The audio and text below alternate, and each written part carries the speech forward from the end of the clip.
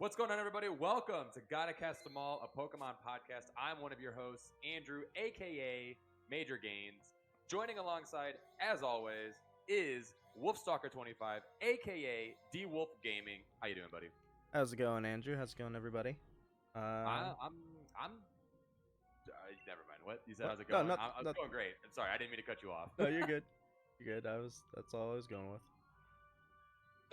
So, obviously, this entire episode is going to be all about the new Pokemon Crown Tundra DLC. It just came out 2 weeks ago now.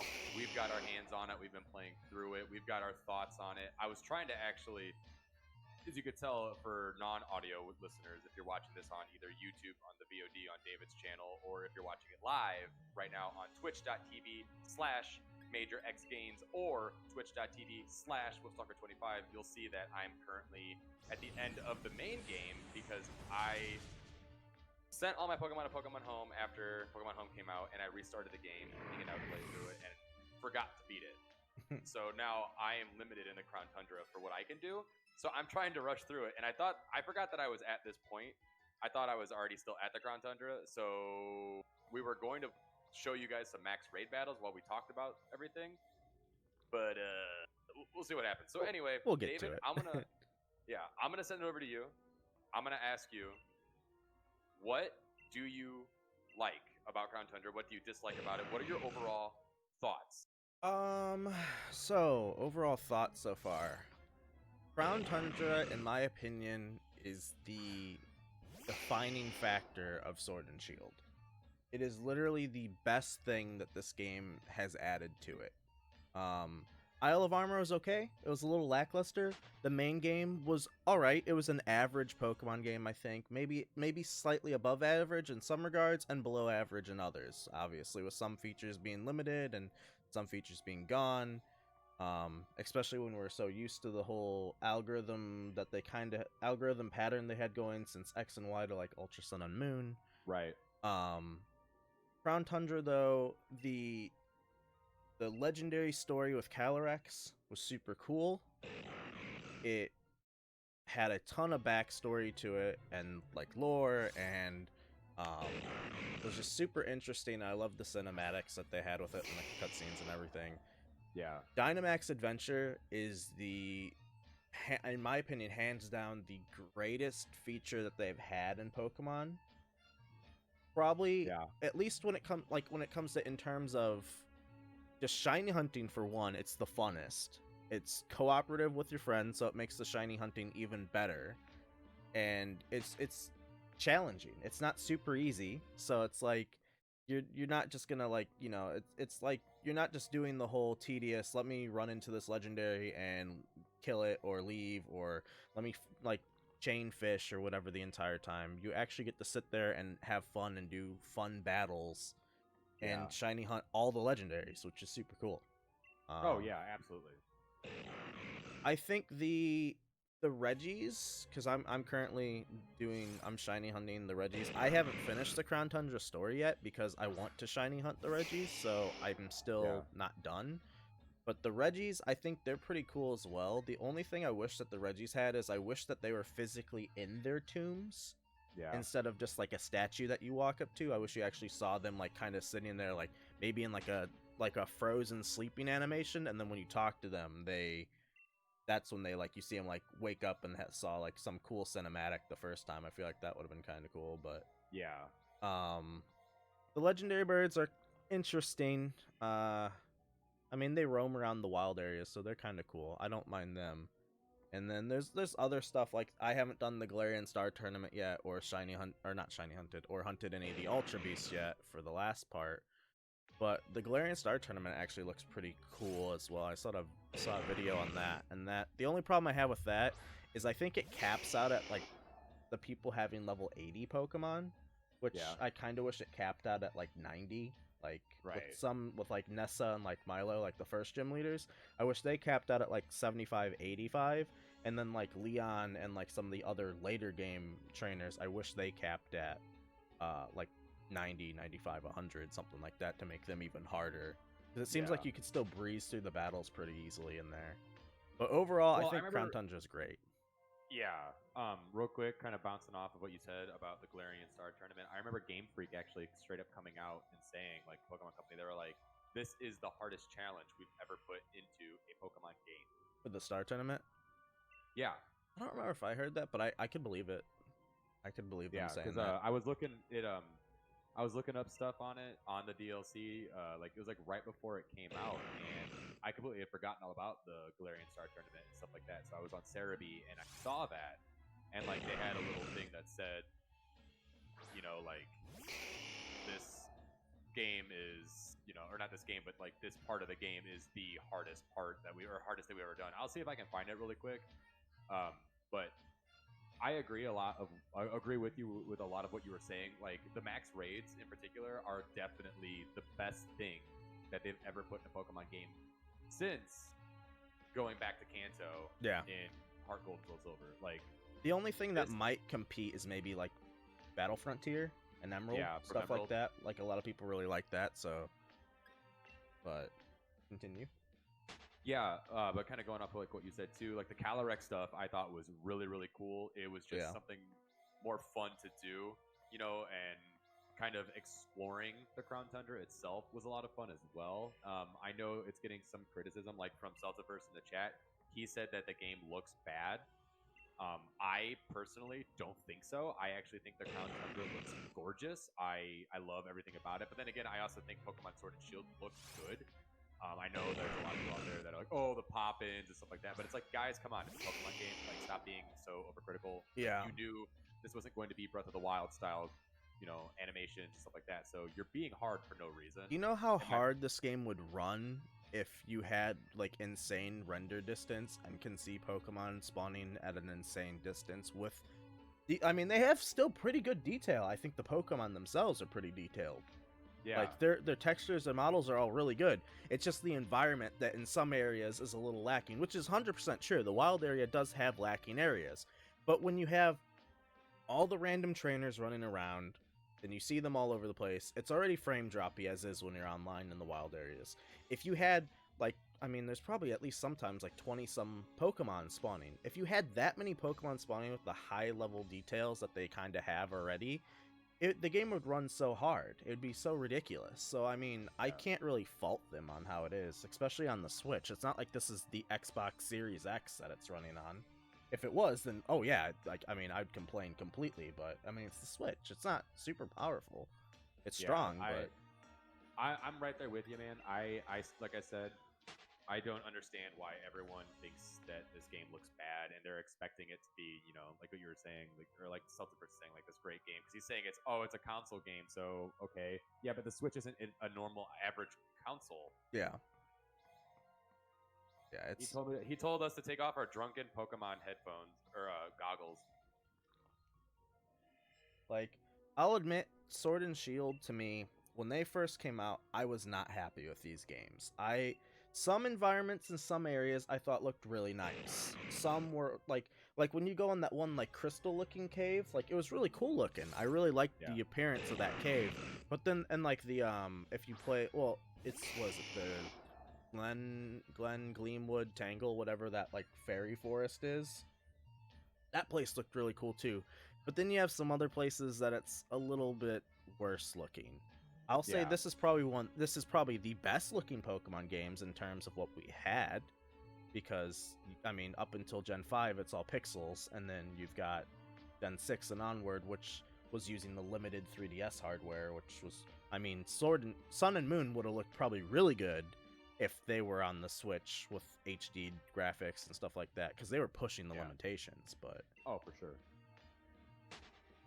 Celtiverse said, LOL 720p. Name another 720 dock title.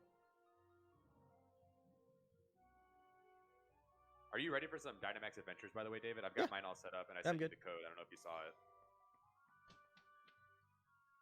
it. Yeah, it's in our Discord chat. Let me I don't have any. See the code. 11223388. By the time this goes live up on your YouTube and when I eventually get these on Spotify, it'll have already been too late. People won't have seen them.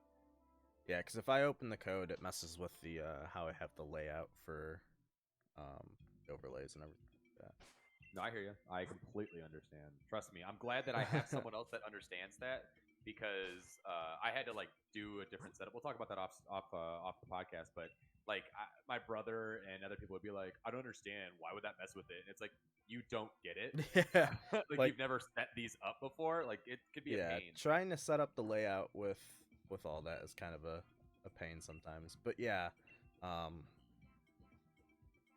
mean, I think this game though, I think it gets a lot of beef for no reason, and then it gets too much credit on some things sometimes. Like I feel like there's some things get too much praise, some things get too much hate. Overall, I think it's a good game. Honestly, it's like I think it's like the second best, if not third best selling games now. Like it's passed a lot of games. I think the highest selling game was like Red and Blue, I think, and then it was followed by like Gold and Silver, and then I can't remember what was after that. But I mean, this game has passed everything pretty much, besides like possibly Gold and Silver. And I mean, with the DLCs completely, like this game probably will be like the best selling, if not the second best selling games they've ever had. Right. You said it was 11223388, right? Yeah. Okay. I'm not finding nothing yet. Are you connected to the internet? Oh no, I'm not. Okay. I didn't realize that. But that would explain a lot. Yeah, I think though, I wish that the only thing I wish that they had is I wish Crown Tundra was added a few more Pokemon. Like I kind of wish Darkrai was here because they have Cresselia, you know. I wish that they would have added a couple more. The things I think that could have made this game even better would have been just like if they kept Megas, found a way to either, I mean, if you didn't want to incorporate them in the story, you didn't have to. You could have just had like them randomly at the very end and like post game where you just find their stones or you could buy their stones from somewhere. And they could have even not had them in competitive play. You could have like you could have banned out Megas and then like Megas can't go in competitive, but you can use them in online battles against your friends. Right. Like in private battles. Yeah, that'd be fun. Like, I feel like that would have been cool. Z moves, same thing. You could have just said no or yes. Like, you know, same thing as the Megas. Like, I don't really like when features come into the game and then they leave. I've always been someone that I'm like, if you give me a really cool feature, especially something like Megas, which is legitimate form changes of Pokemon, for them to be gone is kind of upsetting. Right. No, I kind of understand, but at the same time, like, I'm happy that Megas are gone. I don't know. I just didn't like Mega Evolution. They were too powerful. They were very strong. I think that's probably like what it came down to. Are you searching?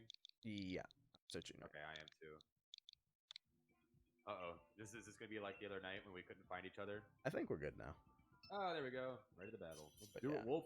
So what's your opinion on Crown Tundra so far then? Like what you said, you pretty much agreed with Dynamax and you thought Calyrex was pretty cool, but what do you think of the rest of it so far? So with the rest of it, I stopped playing because I can't do anything else.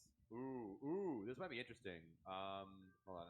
I'm just going to go ahead and go with Malamar because the Dark Cycle thing. But no, I can't do anything else until I beat the main story. Yeah. So I'm limited right now. So that's why when this first went up, you know, and everybody watching saw me playing through the story again, which I'm almost done with. So I'll be able to beat that tonight. So going forward, I'll be able to actually, you know, because when I went up to Calyrex to catch it, it was like your Pokeball is trembling in your hand. You're not strong enough to take on until you become the leader. Ooh, there's a strong flying type reaction. Uh-oh. What do we got? You want to go through Psychic? It looks like it's a Swoobat. What's the fire type? Is it a starter? A Magmortar, I think. We could go through Psychic then. Oh shit! I picked fire. My bad.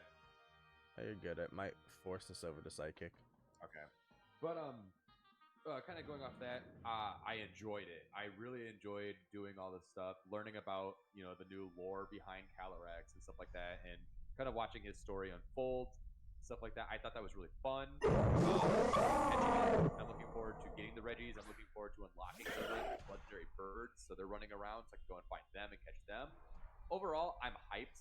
I do agree on what you were saying, like I said, like how they're getting a lot of praise where I don't really understand where. Um, I do wish there were more Pokemon added as well, like certain Yeah. ones. But honestly, I'm stoked because I'm a diehard Zubat, Golbat, and Crobat. Like I love that evolutionary chain by the tree. Crobat is like one of my favorite Pokemon to use competitively. And so when he was missing from this generation, I was very sad. But he's Yeah. here, so I'm happy. And then just, you know, I'm just genuinely having fun. And like especially with these max raid battles right here, this alone makes it worth it. And Yeah. like I said earlier, this is almost as great as when you have Heart Gold and Soul Silver and you go back to Johto and you have all these like possibilities because they just make the games longer and they're full of substance and it's not just this linear progression because then you can go back and do more stuff. It's replayability. And that's what this DLC has brought to us. Replayability with the Galarian Star Tournament, you know, Yeah. doing these max raid battles, especially with your friends. So overall, I am 100% saying that the Crown Tundra is a success. It is great. It is awesome. Yeah. I think if you are a fan of the franchise, if you're a fan of Pokemon, you should pick it up and play it because it is fun. Whether you only do the max raids, like that alone, like I said, it makes it worth it. Yeah. By far, I definitely agree with that. That it is like, that is probably one of the better things. I think we go flying, just make it easier on ourselves. Okay. Oh, is that Yeah, it looks like it's Cramorant? that bird that eats Yeah, fish. I don't. Never mind. I don't want it now. But yeah, Crown Tundra though, definitely like, if you're on the if you have the game, there's no point not to have the DLC because you're Right. missing out. Like even if you don't play the Isle of Armor, just the Crown Tundra alone gives you so much replayability with the Star Tournament, which is like VGC competitive style, and then Dynamax Adventure. So you could just play with your friends for hours. Like I sat here last night with my one friend, just the two of us, for 3 hours raiding or Dynamax adventuring in this. Just having fun doing it. Like you can even get in I think Austin John did a video on it, and he said that if you just go get the first badge, you could go to the Crown Tundra and you could start doing Dynamax adventures with nothing pretty much. You could start with a level 12 Score Bunny. It takes 90 minutes to get to the Dynamax adventures, and you can just do them right off the beginning of the game. I mean, with nothing. All you need is Pokeballs at that point, which might be a little harder to get because you need money for that, but I mean, it's just a super fun feature just to do with whoever. Yeah. And I mean, who doesn't like getting a legendary at the end of it? You know, and the chance of it being shiny and all these different things, it's just fun. Yeah. And I mean, I think that's kind of what it comes back down to is playing Pokemon. We play these games because they're fun. Yeah. And this is just more fun. So, I don't know. It honestly, it gets me hyped for the future.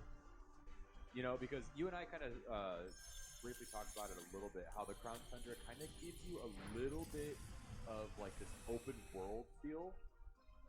Yeah. Because that was when you first started playing it, because you played it before I did, and that's kind of what you said. You're it kind of feels like an open world Pokemon game.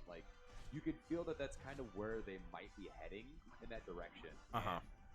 I see it too. After playing through it, that was my thoughts as well. And I was like, let's go, man. Give me that open world Pokemon game. You know, I am so ready for it. Well, because honestly, real quick, I'll let you say what you gotta say. But going back to what Dan was saying, you know, Celtiverse talking about how it doesn't look good. Okay, well now this engine has been redefined. Look at Pokemon Snap. Yeah. You know, that game looks incredible. So you have to imagine whatever comes next for Pokemon, whether it's Gen 9 or whatever they do, it's going to look good. This was their trial run. This game is definitely a testing ground. It is 100% a testing ground. So Let's Go was the first attempt at overworld spawning Pokemon. And it worked. People loved it.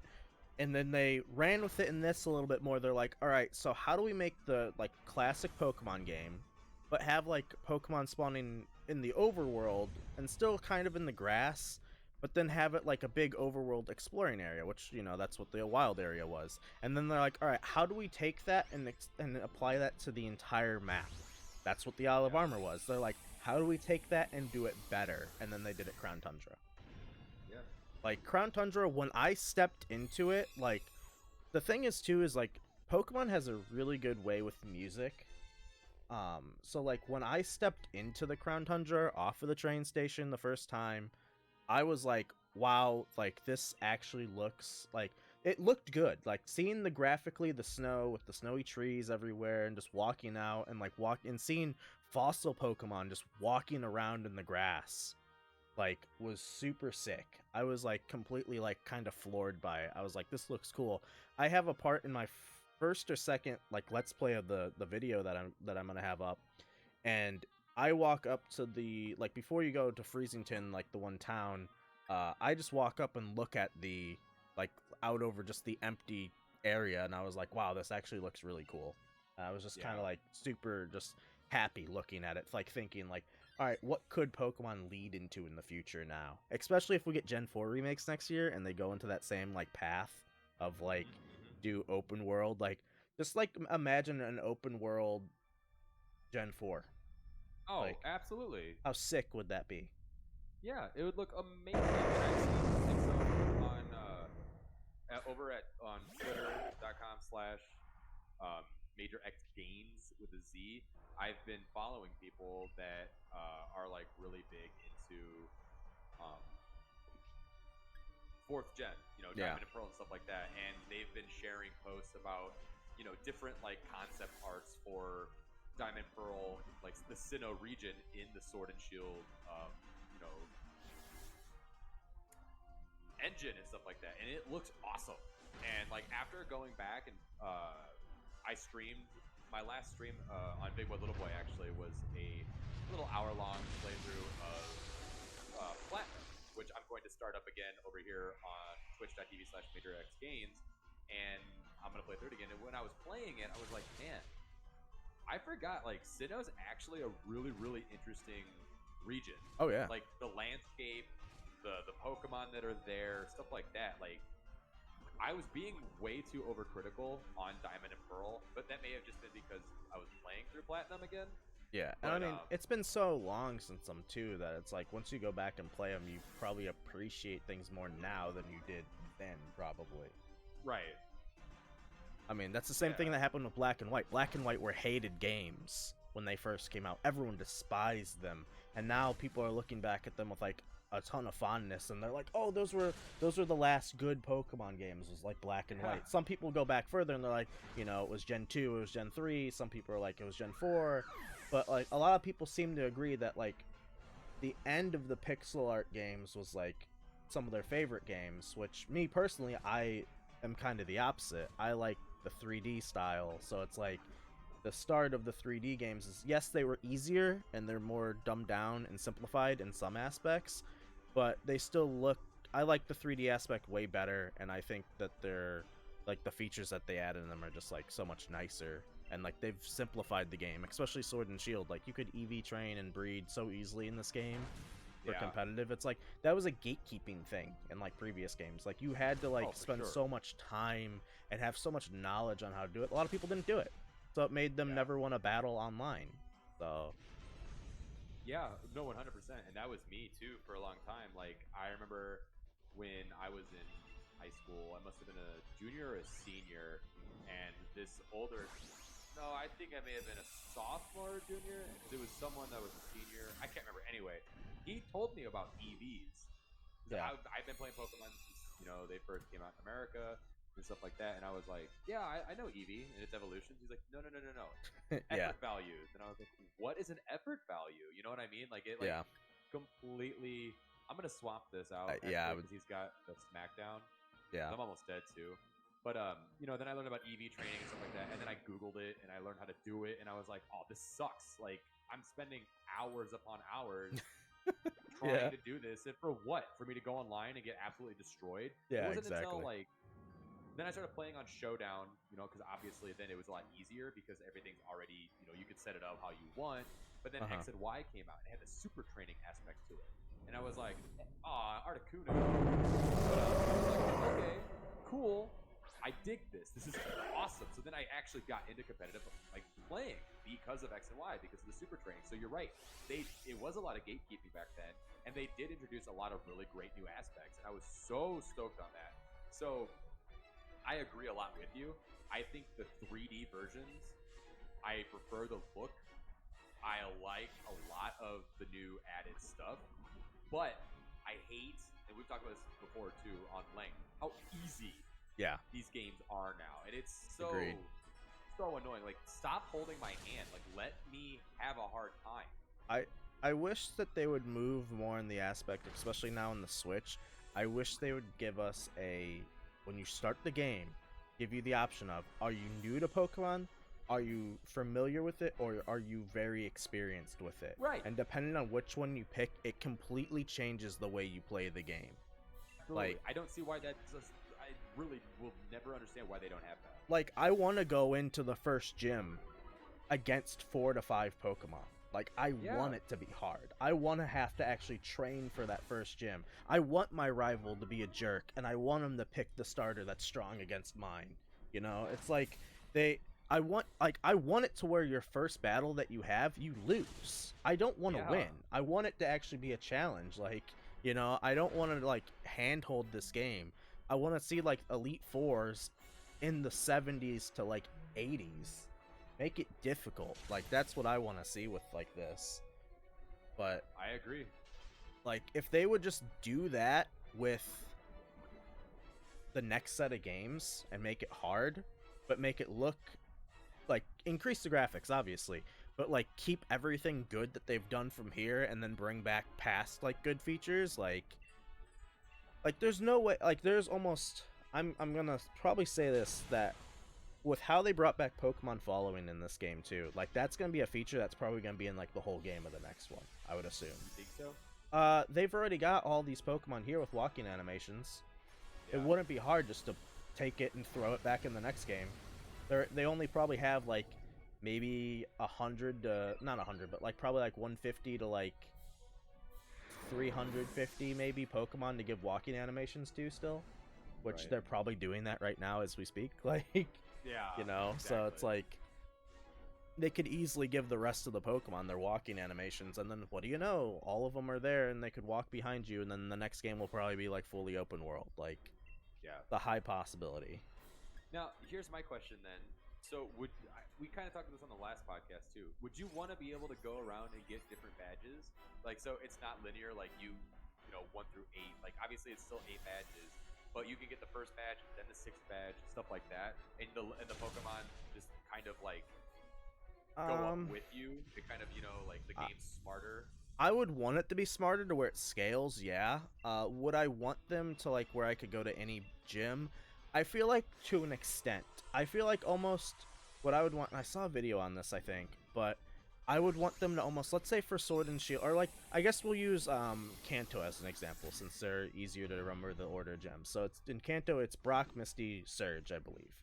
So if I could just go to those 3 in any order, like I could start with Misty, I could start with Surge, or I could start with Brock, any one of them, and I could mix those up, not like jump to like Erica or Sabrina or Koga, but if I could do those 3 in any order I want, and then like I go to Erica, Sabrina, Koga, and I could do those 3 in any order I want, or like maybe those 4 with Blaine can like counted too.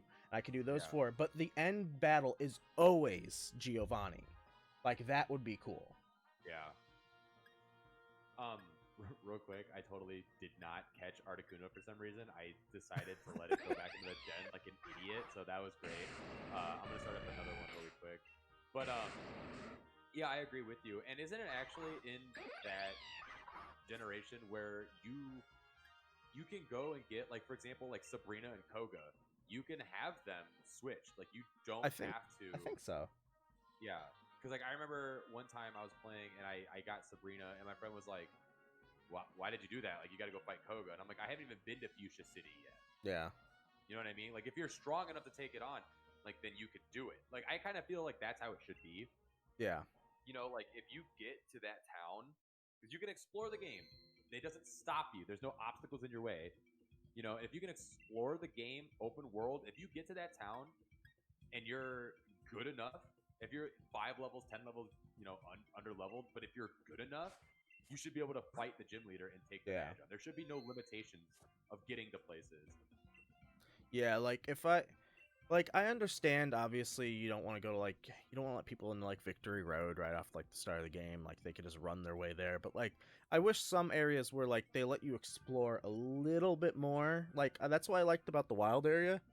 Yeah. Is you could go into it and you could run into all these Pokemon and it's like you see like, that level like that question mark leveled Onyx at the beginning and it's like this thing is a super powerful Pokemon. You can't battle it yet. It's like I like that. I like that there's some things out there that you're afraid of because they're just stronger. Yeah. So. I don't see why that is something that is not in these games. Yeah. I guess maybe what it comes down to is because, are you looking for a game, by the way?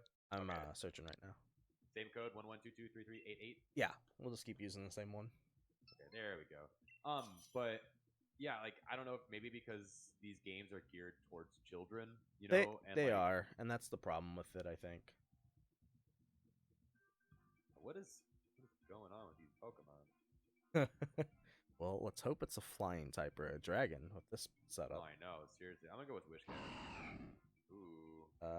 I'm gonna keep Celio, I think, again. Right? It's just the same one, Of course, the ice cream cone gets picked up. couldn't take Weezing and Vileplume, but whatever, Right. Ooh, a dragon. Psychic type. Alright. I am just curious of what the fighting type and the grass type are in case they're a starter. Alright, grass type looks like it's floating. Fighting type is Hitmontop. So, do you want to go towards the dragon? Or do you want to do the ghost? We'll go ground then dragon. Feel confident we got an ice beaming blizzard with that vanillite. But I mean, like, kind of like what we were saying earlier, overall, Crown Tundra, like this, what we're doing right now, like you said, this makes it worth it alone. Yeah. And it was funny because before Crown Tundra came out, I remember they announced Dynamax Adventures. You and I talked about it at length on one of the podcasts, but I was talking to Celtiverse in the chat. He's no longer active, so he's probably gone. But he was like, garbage, looks bad, trash, doesn't sound fun, like this is stupid, because he was so like burnt by Sword and Shield. Like he had fun at first, and then he spent his time in the game, but then Isle of Armor he did not like, so he just automatically was like, oh, this is bad, I'm not gonna have a good time. And then I was so funny because as soon as it came out, he plays it, he does these Dynamax adventures, he goes, okay, this is really cool. Yeah, I but think then he's telling me that it looks bad and he still doesn't like it. I'm like, come on. I think a lot of people have that feeling towards this, that they, the original games they didn't really like, or they liked to an extent. Yeah. And then you've got Isle of Armor, which was like, that was kind of like, that should have been their saving grace for this game of like, hey, this is going to pull you back in and get you playing. And it wasn't, and it was a thing that pushed a lot of people like further away. And then Crown Tundra is like I think this one was always planned to be like the big home run hitter for the game. Like if they don't do a third DLC, which they might not, this could be the end of the DLC for this game, which I would be okay with. It'd be kind of a bummer if they didn't like just round out a little bit more of the decks and do like just a small update. But even if they don't, I'm still fine with it. I mean, it gives a different feeling to like the gameplay. Like it does suck not having your favorite Pokemon here, but it also gives you a reason to use different Pokemon, which I liked. Like when I went through the game, I made an effort, I think, to use all 6, new Sword and Shield Pokemon, which I sometimes don't do. Sometimes I still stick with like a given favorite that I just want to use. Yeah. So I'm all for having the full national decks and the whole Dexit, bring back national decks type of thing. Like, I was all for that. But at the same time, I see, like, reason for not having it too. Even though I think, we won't get into it fully, but some of the beta for this game leaked, and they had planned like megas and other things, and like they showed Greninja was in there, and like Pidgeot, and all these Pokemon that aren't in the game now were in their beta. So it's like, why were they in the beta, and why didn't they make it into the main game if they were there? Like, what was your reasoning for not adding them? Like, you clearly didn't add them for some kind of crappy reason. So, like, I mean, that's probably something scummy under the surface on why they didn't add it. But either way, though, it's like, man, what is this thing? I'm like, oh, it's Dragonair. Dragonair. I was like, what is this Pokemon? But yeah, so it's like, I think that there's a lot here though. Like I still think there's a lot, and I really enjoy it. Especially like I don't know if you've seen, but like Keldeo, a mythical Pokemon, is obtainable in this DLC. Yeah. So it's like there's a lot given here. I think that the criticism it's getting is so like it is like a lot of it is very unfair, I think. Because this DLC does make this game good. Like this game went from an average game to a good game very fast with the DLC. I would like, base game of this game, I'd probably put it like middle of the pack. Yeah. Maybe a little bit lower than middle of the pack. But with the DLC, I'd put it up there. I would honestly put it up there with Heart Gold and Soul Silver. Because I mean those are like the definitive best games, and I watched a couple videos on it, and some people were like, what was the reason why Heart Gold and Soul Silver were so loved? And they're so loved because of their replayability. Oh yeah. Which is what this game adds. Like this game with the Crown Tundra adds so much replayability that it's like, well, all your criticisms of it and like why it wasn't as good as like another game kind of is unjustified now. Like, yeah, 100%. You're absolutely right. So, because I was thinking back on that too myself. I'm like, why do I love Heart Gold and Soul Silver so much? I mean, not only is it because of the replayability, but also just because like it's just an overall fun experience, And at this point, obviously, nostalgia. But if you go back and play it now, it is slow compared. They're very to slow. Sword and Shield. Like the gameplay mechanics take so long for you to do anything. Yeah. Excuse me, that was perfect. Well, that's just how Johto was. It was a very slow region to explore, especially with how they wanna it comes back to last podcast where we said the whole scaling factor with like if they were to do an all region game, it'd be very hard because you'd be in that very high level very fast. It's the same problem Johto has, is because they have to let you go to Kanto. So because of that, they have to make sure you're finishing the game in the 40s instead of the 50s, 60s like you should be in a normal game. Right, exactly. I don't even have a Dragonite yet in this game, so this is exciting for me. If this legendary sucks, I'm just going to keep this. The only thing I think I'll say as like a negative about the Dynamax Adventure so far, and I kind of hope they change this, is it's kind of a shame that it seems like not all the Pokemon that are in the game are in the Dynamax Adventure. So you're very limited on what things you can capture like shiny. Like I've seen Grovyle and Sceptile in here. So the chance of there being like Trico in here as well is also there, but it's like, we have the Alola starters in this game. Why aren't they in Dynamax Adventure? I haven't seen Incineroar. I haven't seen Rowlet, any of them in here. You want to do Ghost? Yeah, who's that? Chandelure? I think so. No, that's Marowak. Yeah, Alolan Marowak. Oh, okay. Do you want to do it? Yeah, sure. Why not? I mean, it'd be if it's got a Ghost move, it'd be super effective on the ice, or the Psychic. So. Yeah. But yeah. What are you gonna say? I don't remember. Yeah, it's a little hard to keep train of thought and do the Dynamax Adventure at the same time.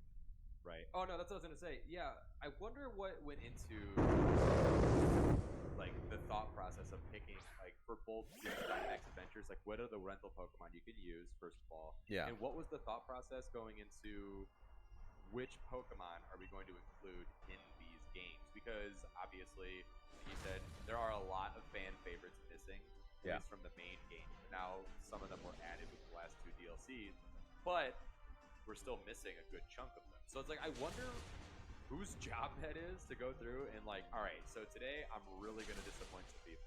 Yeah, who was the gatekeeper of these Pokemon? Like, and the craziest thing to me is that, so how I mentioned Greninja was in the demo apparently for this game. Greninja was like voted like a last year, the year before, something like that, or the year before that. It was voted as like the #1 favorite Pokemon in Japan. Right. How did Greninja not make it into this game? Well, also too, think about Detective Pikachu. Like, you know, he's in that movie. You'd think that every Pokemon that was in the Detective Pikachu movie would be in these games because, like, okay, they're popular enough to be in the live-action Pokemon movie, but they don't make the final cut for this. Yeah, it doesn't really make sense. There's a lot of Pokemon that, like, you know, like when you look at like the unknowns, it's like, all right, I get it. I get why they're not here. They're useless Pokemon. Like, they're just there for like a story purpose, and that's it for the Johto game. So I get why they're not here. But like, you know, when we've got like Dunsparce in the games and like not Greninja, it's like, who decided that? You know, like who decided that these Pokemon got in and not this Pokemon? Yeah. Like, it doesn't make sense to me. Like, I'm gonna take this. I almost feel like it was like they just used the randomizer. Yeah. And it's like, oh, whatever Pokemon it landed on, we'll just use that evolutionary chain for that Pokemon and like stuff like that. Because it is just so weird and random. Like, I'm just so surprised that like all the starters didn't make it in. Especially with them bringing back all the legendaries, like, how didn't they bring back all the starters? It just didn't make sense to me. Yeah. Like, that was just so shocking. I was gonna say, hey, speaking of, you know, Platinum, here's Uxie. Yeah. One of the 3 legendary, what are they? Legends of the Lake? Right? Like, the Lake Guardians, I think. Guardians of the Lakes, yeah, that's what it is. Similar to the 3 birds. Yeah. Not really. They love doing Wait, what was that? I did not hear that over the giant Whiscash yelling. Oh, you're good. No, I said they love doing things in 3s. There's like 3 legendaries, 3 games, you know, stuff like that. I was so shocked though, like with Sun and Moon. Well, I guess it makes sense now thinking about Sun and Moon because they had Ultra Sun and Moon. It always confused me that they had the 4 Tapus. Like, why weren't they a trio of 3 like usual? Well, you know, I mean, the Ultra games like Sun and Moon, Ultra Sun and Moon, they completely shook everything up, though. You know what I mean? So, like, I think that was their experimental game.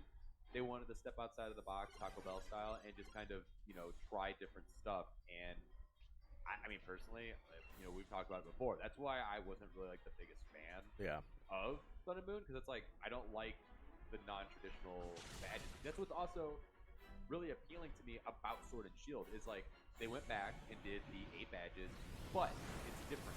So instead of just going up against Pokemon trainers, obviously they're still like challenges, they're tests, which I thought were cool.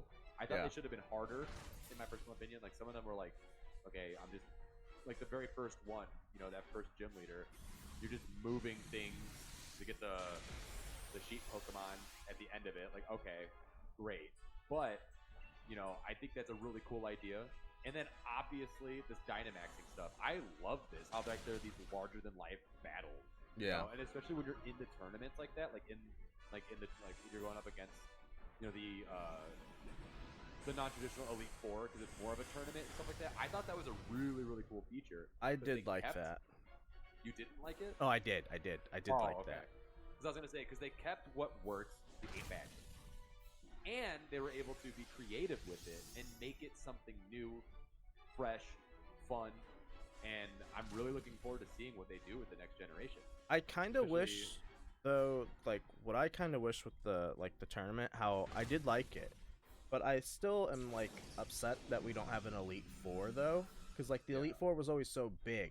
I love how we have, like, an actual definitive champion with Leon. Like, you know, like, some games don't have a champion. Like I think Red and Blue, you technically, like your champion is your rival, so it's like that just happened. Like there was no, we don't know who the prior champion was, if it was Lance or who it was.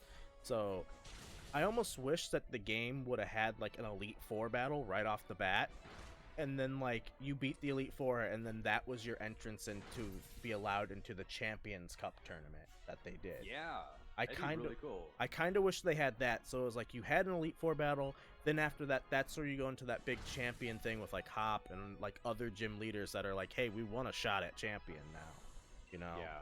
I like that. I wish they would have done that more than kind of what they did it, but I think that would be like, that'd be something that I think would make the games even like better, because it would just give you another added battle set to like another challenge to train for before the end. Yeah, for sure. No, I completely agree with you. I mean, I still don't understand why the Pokemon Company has not hired us yet to write the Pokemon game, but whatever. I mean, I feel like every week we sit down and we come up with some like banger ideas, but hey, whatever. Yeah, I don't know. Like getting back on the Crown Tundra topic though, it's like there's so much cool stuff like just the like the atmosphere of the DLC alone, just running around the wild areas there is just so cool. Oh, like, whoa! Is this shiny? What? This Uxie? Yeah, it's shiny. Hey, yeah!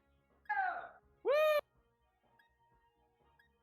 Nice, congratulations. That's my first one, baby! Woo, woo! Anything else in there shiny? No. Okay. If that was it, if there was anything else as well, that'd be a really hard choice. Oh man, I don't know what to name this thing. I'll be taking Dragonair. Not get anything. I'm gonna name it Golbar. Goldar. All right, Goldar has been sent to the box. Unfortunately, though, I do have to end it there. I am out of time myself, but that was a lot of fun. I think it's safe to say that you and I are both fans of the DLC. Yeah. You have any last remarks real quick before we end this? Not really. I think the DLC's super fun. I think it's really good. I think that if you're on the fence about it, it's definitely something that you should look into. Like I myself just bought it for the second time for Sword, so I'm gonna go through and play it there as well. But like, I think it's definitely worth it. It's worth the money, worth the time. It's got so much replayability and it's so fun that it for sure is something that you should look into if you haven't already. Yeah. Oh yeah. Absolutely. 100%. I couldn't agree more. But yeah, I think it's super cool. I think, you know, whatever they do next year, whether it be third DLC, another game, whatever they do, I think that like this is a new, like how, you know, every game sets a new bar. I think Crown Tundra has set a new bar in terms of Pokemon for games. Like I think that there's definitely something now that they have to match and or top next year. Yep. So I completely agree with you on that. Yeah.